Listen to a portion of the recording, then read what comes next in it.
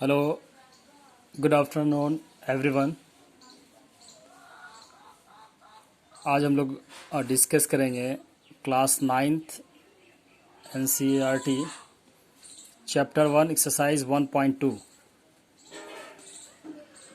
1.2 में आज हम लोग इर्रेशनल नंबर जो है उसके बारे में डिस्कस करेंगे। इर्रेशनल नंबर एक्चुअली होता है क्या है। सिंपल हम लोग जान लेते हैं एक्सरसाइज शुरू करने से पहले कि इर्रेशनल नंबर होता क्या है। इर्रेशनल नंबर को ही हम लोग बोलते हैं नॉन रिपीटिंग और रिपीटिंग इर्रेशनल नंबर। यानी नॉन रिपीटिंग, जैसे एग्जांपल में हम बात करें 0.10, 1, 10, 1110, ये हमारे पास इस नंबर को अगर देखेंगे 0.10, 110, 1110, तो ये रिपीटिंग नहीं है, ये नॉन रिपीटिंग आपका इर्रेशनल नंबर, ये इर्रेशनल नंबर है लेकिन ये है नॉन रिपीटिंग इर्रेशनल नंबर। दूसरा हमारे पास होता है रिपीटिंग में 0.1234 अगेन 12345, ऐसे ही 12345, ऐसे भी हमारे नंबर होते हैं। इसको हम लोग बोलते हैं रिपीटिंग इर्रेशनल नंबर। और भी अगर देखें एग्जाम्पल में, एग्जाम्पल 1, एग्जाम्पल 2, एग्जाम्पल 3, तो जैसे √2, √3, √5, √7, ये भी हमारे सब क्या है, इर्रेशनल नंबर है, क्योंकि इसका रूट ब्रेक नहीं हो सकता है ना। ये हमारा स्क्वायर रूट, इस सारे गिवन नंबर का स्क्वायर रूट, जिस सारे नंबर का स्क्वायर रूट हम नहीं निकाल सकते वो भी इर्रेशनल नंबर होता है। एक तो हमारे पास ये कंडीशन हो गया कि नॉन रिपीटिंग, अगर आपके पास है नॉन रिपीटिंग नंबर है, इस तरह से इनफाइनाइट नंबर जा रहा है, तो इसका मतलब क्या होगा, ये भी आपका नॉन रिपीटिंग इर्रेशनल नंबर है। दूसरा रिपीटिंग में आपको याद रखना है, रिपीटिंग नंबर इस तरह से रिपीट होता है, कुछ डिजिट के बाद आपको फिर से वापस वो रिपीट करेगा, इसलिए इस इर्रेशनल नंबर को हम लोग बोलते हैं रिपीटिंग इर्रेशनल नंबर। तो इस तरह से ये जो नंबर हम डिस्कस कर रहे हैं ये सारे के सारे इर्रेशनल नंबर है हमारे, है ना। तो इसलिए इर्रेशनल नंबर को हम दो टाइप्स में डिवाइड करते हैं, एक वो नंबर जो नॉन रिपीटिंग होता है, दूसरा हमारा रिपीटिंग इर्रेशनल नंबर होता है। ठीक है, चलिए हम लोग चैप्टर पे चलते हैं। चैप्टर हमारा जो बोल रहा है क्वेश्चन में,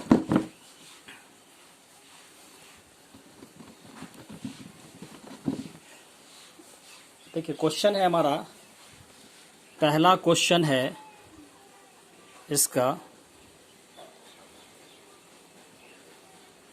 देखिए फर्स्ट क्वेश्चन है, इसमें state whether the flowing statement are true और फॉल्स, जस्टिफाई योर आंसर, इसमें जस्टिफाई भी करना है।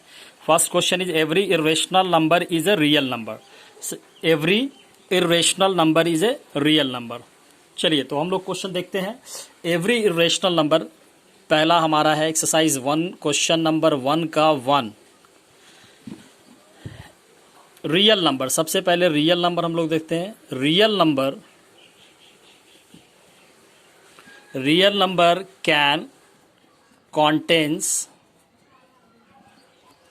both rational number and irrational number।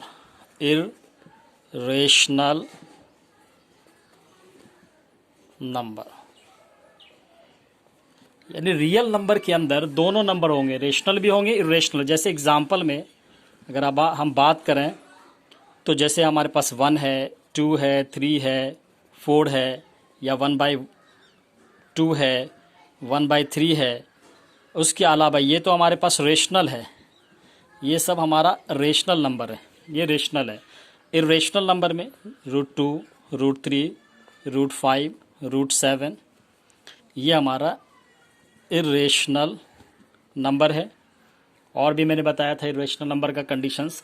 तो ये दोनों, ये सारे नंबर को इंक्लूड करेंगे तब हमारा बनेगा रियल नंबर। तो क्वेश्चन क्या पूछ रहा है, क्वेश्चन हमारा ये है क्वेश्चन हमारा पूछ रहा है कि एवरी इरेशनल नंबर जो रियल नंबर, क्या एवरी इरेशनल नंबर, जितना भी इरेशनल नंबर है वो रियल नंबर के अंदर में आएगा? बिल्कुल आएगा। रियल नंबर के अंदर देखिए सारा इरेशनल नंबर इसके अंदर में आ जाएगा, चाहे 0.1 0 1 1 0 1 1 1 0 इस तरह से भी नंबर रहेगा, ये सारे नंबर भी हमारा रियल नंबर के अंदर में आएगा। तो हम इसको, अब चलिए इसको समझ में आ गया कि रियल नंबर के अंदर कंटेंट्स होता है बोथ रियल नंबर और आपके पास rational number and irrational number. Real number contents both irrational number and rational number. ठीक है, तो पहला हमारा ट्रू हो जाएगा। 1 का 1 में हम लोग चलते हैं, लिखते हैं ट्रू। क्यों?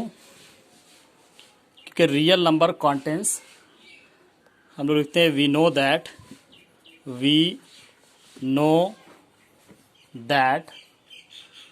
irrational number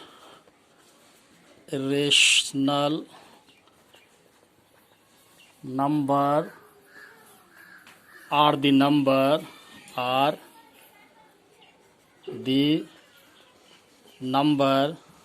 irrational number are the number that cannot be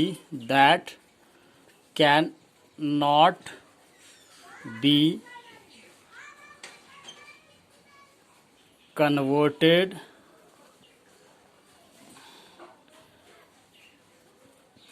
in the form of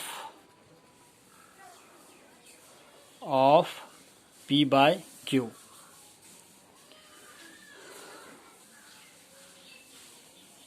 P by Q के फॉर्म में नहीं होगा। तो we know that irrational number are the number that cannot be converted in the form of P by Q, where P and Q are integer। ठीक है, ये तो हमारा स्टेटमेंट की जस्टिफिकेशन भी पूछ रहा है, तो जस्टिफिकेशन में बताएंगे। तो इसका मतलब ये हो जाएगा कि we know that a real number is a collection of rational number and irrational number, तो भी हम हमारा ट्रू हो जाएगा। हम ये भी बता देंगे कि real number contents both rational number and irrational number, तो ये हमारा ट्रू हो जाएगा। ठीक है, कंडीशंस में ऐसे भी लिख सकते हैं हम लोग कि रियल नंबर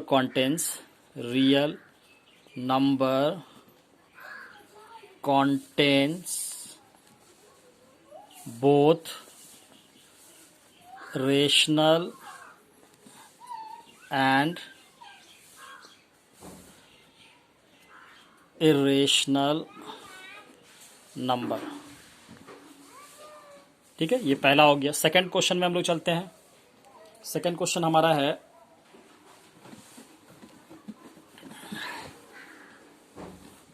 क्वेश्चन नंबर 1 का 2। क्वेश्चन नंबर 2 में हमारा है, क्वेश्चन 2 बोल रहा है, देखिए क्वेश्चन 2 जो हमारा दिया गया गिवन है कि every point on the number line is in the form of root m, और आगे दिया हुआ है where m is a natural number. ये हमारा क्वेश्चन है, तो ये क्या हो जाएगा? हम लोग को पता है कि रियल नंबर में देखिए जब भी नंबर में हम डिनोट करेंगे तो 0 भी होगा, 1 भी होगा, 2 भी होगा, 3 भी होगा, इधर आएंगे -1 -2 है ना, -3। सारे नंबर लाइन पे निगेटिव नंबर भी होते हैं, पॉजिटिव भी नंबर होते हैं, लेकिन हमारे पास सीधा कंडीशन में याद रखना है ये फॉल्स होगा। क्यों फॉल्स होगा? कि हम लोग को पता है कि किसी भी स्क्वायर रूट के अंदर m जो है वो कभी भी माइनस में नहीं होता है, तो m माइनस में होगा ही नहीं, तो निगेटिव नंबर तो होगा ही नहीं। तो इसका मतलब है कि जो हम क्वेश्चन पूछ रहा था, इस क्वेश्चन में जो हम लोग पढ़ रहे हैं या क्वेश्चन जो देख रहे हैं, उसमें जो क्वेश्चन लिखा हुआ है, जो क्वेश्चन पूछ रहा है, वो आपका क्वेश्चन जो है, क्वेश्चन नंबर है कि every point on the number line, every point, तो एवरी पॉइंट में आपके निगेटिव भी आ सकते हैं, पॉजिटिव भी आ सकते हैं, तो लेकिन रूट अंडर पूछ रहा है तो निगेटिव नंबर कभी भी नहीं आ सकता है, तो इसलिए हमारा क्या हो जाएगा? ये फॉल्स हो जाएगा। तो हम लिखेंगे यहाँ पे, बस ये याद रखना है कि रूट के अंदर निगेटिव नंबर आएगा ही नहीं, उसका स्क्वायर रूट नहीं होता। तो यहाँ आप लिखेंगे we know that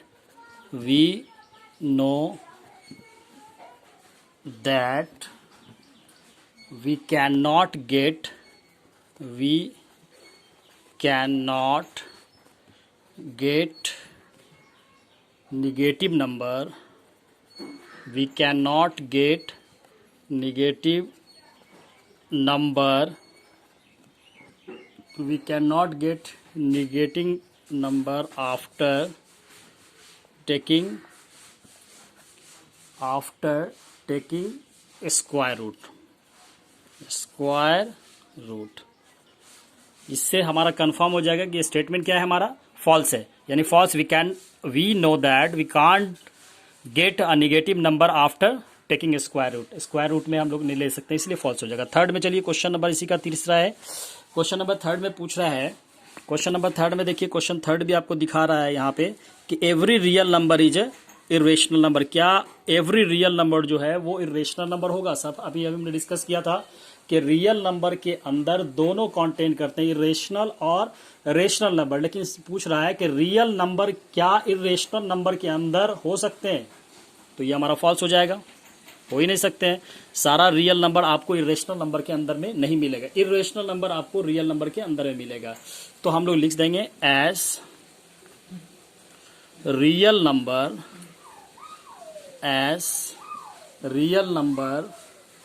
contain both rational number and irrational number,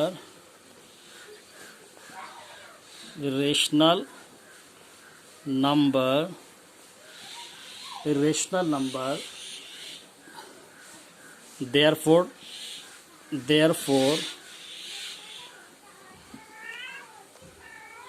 real number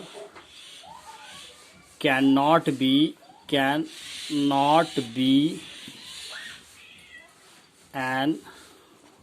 irrational number.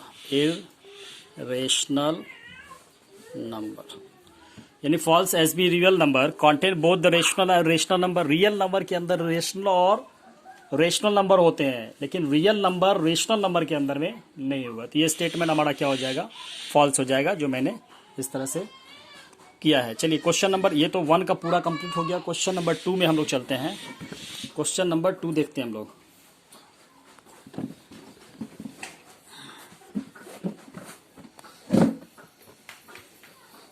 चलिए क्वेश्चन नंबर 2 हमारा बोल रहा है कि are the square root all positive integer. देखिए क्वेश्चन नंबर 2 जो है, ये क्वेश्चन नंबर 2 है कि are the square root of all positive integer is irrational, if not give an example of square root of a number that is rational number. आपको बताना भी अगर नहीं है तो आपको एग्जाम्पल देके बताना है कि कैसे नहीं. देखिए हम इसको सॉल्व करते हैं. सबसे पहले तो हम लोग को पता चल गया कि नो होगा, तो नो लिखेंगे स्टेटमेंट में, क्योंकि यहाँ पे पूछ रहा है क्वेश्चन में कि सारे number are the square root of all the positive integer. क्या सारे नंबर का स्क्वायर रूट निकालेंगे तो वो इरेशनल होगा? ये तो नहीं होगा, नो. क्यों? देखिए अब हम लोग उसको देखते हैं. इफ अ नंबर, अब देखिए, if a number such as हमारे पास जैसे √4 का 2 हो जाएगा, दूसरा लेते हैं 9, वो 3 हो जाएगा.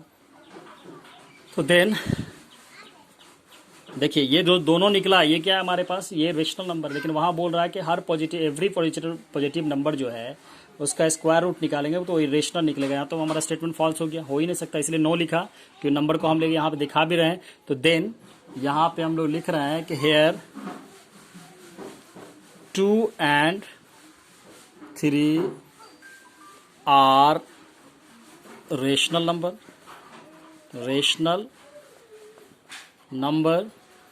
2 and 3 आर रेशनल नंबर. 10, अब हम लोग लिख सकते हैं 10 the square root of all positive number square root of all positive integer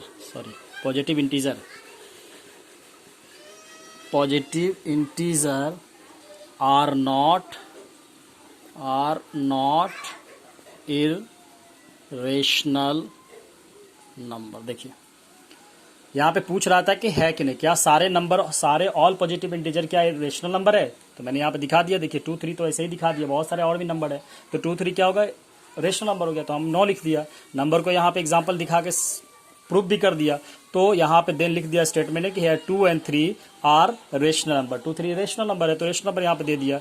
10 जो हमने square root of all positive integer बोल रहा है कि रेशनल नंबर, तो ये हमारा स्टेटमेंट सही नहीं है, तो इसलिए लिखा है यहाँ पे कि all positive integer are not rational number. ठीक है, ये हमारा कंफर्म हो जाएगा। क्वेश्चन नंबर 2 तो कंप्लीट हो गया है।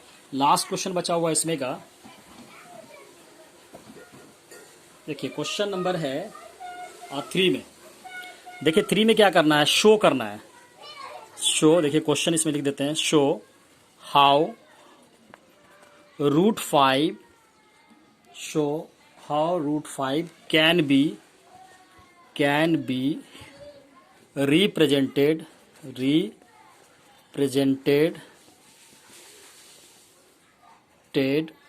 on the number line. कैसे हम रूट 5 को नंबर लाइन पे रिप्रेजेंट कर सकते हैं, ये क्वेश्चन है हमारे पास। चलिए अब इसका सॉल्यूशन में हम लोग चलते हैं। सबसे पहले रूट 5 है हमारे पास। रूट 5 को हम इस तरह से भी लिख सकते हैं, 1 का स्क्वायर प्लस 2 का स्क्वायर, या इसको ऐसे भी कर सकते हैं 1 प्लस 4। 1 को हम ऐसे 1 को स्क्वायर करेंगे तब भी 1 हो जाएगा, और 2 का स्क्वायर कर देंगे तो 2 हो जाएगा। हम लोग पता है कि ये पाइथागोरस है हमारे पास। ये देखिए, ये मान लीजिए A है, ये B है, ये C है। अब ये होता है परपेंडिकुलर, ये होता है बेस, और ये होता है हाइपोटेनस।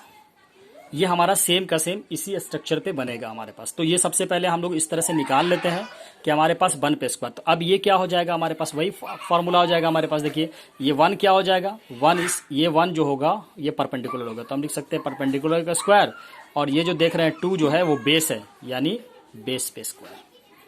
तो इससे ये कंफर्म हो गया कि हमारा परपेंडिकुलर 1 होगा और बेस हमारा 2 हो जाएगा। तो हम एक नंबर लाइन, सबसे पहले ये नंबर लाइन ड्रॉ करते हैं इस तरह से।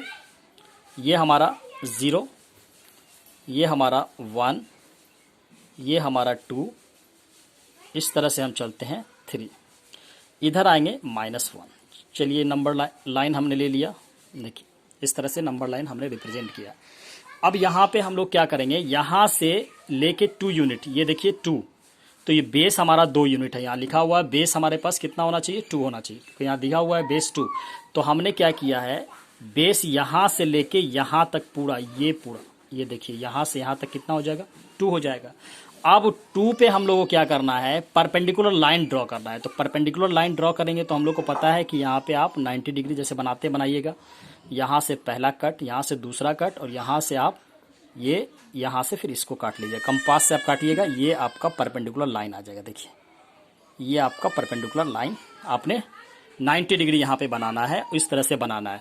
अब हमेशा याद रखना है हमारा परपेंडिकुलर कितना है, 1 है, तो यहाँ से यहाँ का देखिए ये पूरा 1 यूनिट, ये पूरा 1 यूनिट है। तो आप यहाँ इसको मेजरमेंट कर लीजिए इतना कंपास से, और यहाँ से लेके इसको उतना ही यूनिट पे इसको कट कर देना। देखिए कट कर दिया कंपास से, इस तरह से कट कर देंगे। इस कट से, अब ये जो कट है ना, उस कट से इसको 0 को मिला देना है, ऐसे जाके मिला देना। देखिए तो अब ये हमारा समझ में आ गया कि बेस हमारा, ये पूरा बेस कितना हो गया 2, और परपेंडिकुलर कितना हो जाएगा, 1 हो जाएगा अब हमारे पास।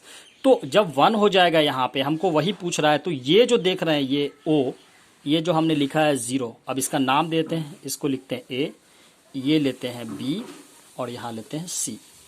अब ये जो ABC एक ट्राइंगल बना, तो हम लोग को पता है कि ये जो AO है, सॉरी ये जो AC है वो आपका रेडियस है, क्योंकि ये रेडियस होता है। कहीं पे भी बनाइएगा, कोई भी सर्कल बनाइएगा, ये लाइन है, तो यहाँ से जो भी लाइन जाएगा सब क्या होगा, ये सारा रेडियस होता है। तो हमारा देखिए वही सेम क्वेश्चन है यहाँ पे, ये हमारा क्या हो जाएगा, रेडियस हो जाएगा। तो रेडियस हमारे पास यहाँ पे जो दिया हुआ है वो रेडियस है आपका OC। अब OC यहाँ पे कंपास रख करके इसको ऐसे ड्रॉ करना है, ये ड्रॉ करेंगे, एक आर्क ड्रॉ करेंगे जो आपके इस लाइन पे आके मिलेगा, यानी इसको हम बोलते हैं, ये जो लाइन है इस लाइन का नाम भी आप कोई दे सकते हैं, कोई दिक्कत नहीं है। ये लिखा x और लिखेंगे x डैश, x डैश पे आकर के वो आर्क मिलेगा, जो आर्क मिलेगा जिस पॉइंट पे, यही आपका है √5।